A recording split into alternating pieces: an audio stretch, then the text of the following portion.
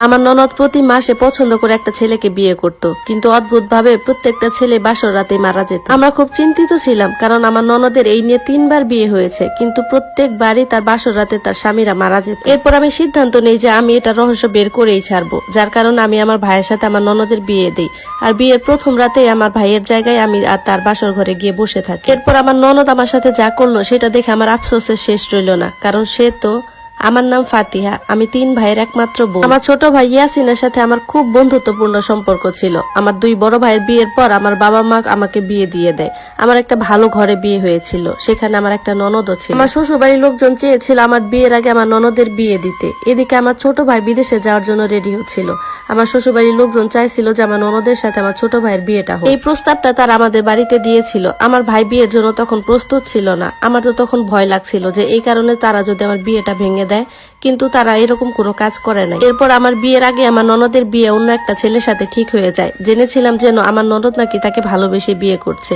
আমাদেরকে দাওয়াত দিয়েছিল, কিন্তু আমার শরীর খারাপ থাকার কারণে আমি যেতে পারিনি। আমার বাবা মা গিয়েছিল তার বিয়েতে। পরের দিন সকালে আমরা খবর পাই আমার ননদের স্বামী বাসর রাতেই মারা গেছে। আমরা সবাই সেখানে চলে যাই, কারণ একটা মেয়ের স্বামী যখন বাসর রাতেই মারা যায়, এটা তার জন্য অনেক বড় একটা ধাক্কা। এর প্রায় 1 মাস পর আমার শ্বশুর বাড়ি থেকে আমাদের বাড়িতে বিয়ের ডেট ফিক্সড করার জন্য আসে। তখন আমার ননদও তাদের সাথে এসেছিল।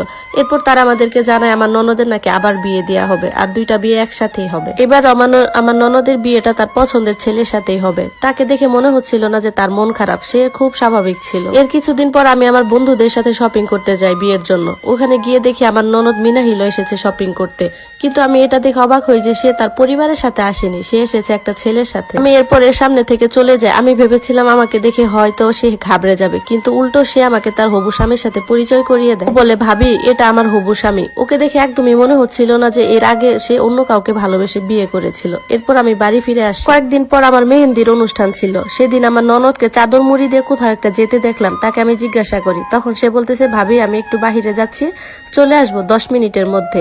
এরপর তার কিছুক্ষণ পরে সে বাসায় ফিরে আসে, কিন্তু তার হাতে কিছু একটা ছিল।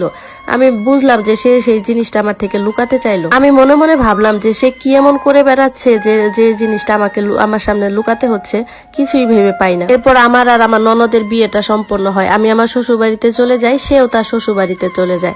বিয়ের প্রথম রাতে আমার স্বামী যখন আমাকে ঘরে একটা গিফট দিতে থাকে, গিফটটা খোলাও হয় না, সেই মুহূর্তে কেউ একজন দরজায় এসে জোরে জোরে ধাক্কা দিতে লাগে। তিনি আমার শাশুড়ি মা ছিলেন। আমার শাশুড়ি মা দরজাটা খুলতে বলেন। আমার স্বামী তখন তড়িঘড়ি করে দরজাটা খুলে। দরজাটা খোলা মাত্র আমার শাশুড়ি আমার স্বামীকে জড়িয়ে ধরে কাঁদতে শুরু করে। তিনি বলতে থাকেন, সর্বনাশ হয়ে গেছে বাবা, মিনাহিলের শ্বশুর বাড়ি থেকে মাত্র ফোন এসেছিল। তার স্বামী নাকি একটু আগে শরীর খারাপ হয়েছিল, তার কিছুক্ষণ পরেই মারা গেছে। এই কথা শুনে তো আমি অবাক হয়ে যাই।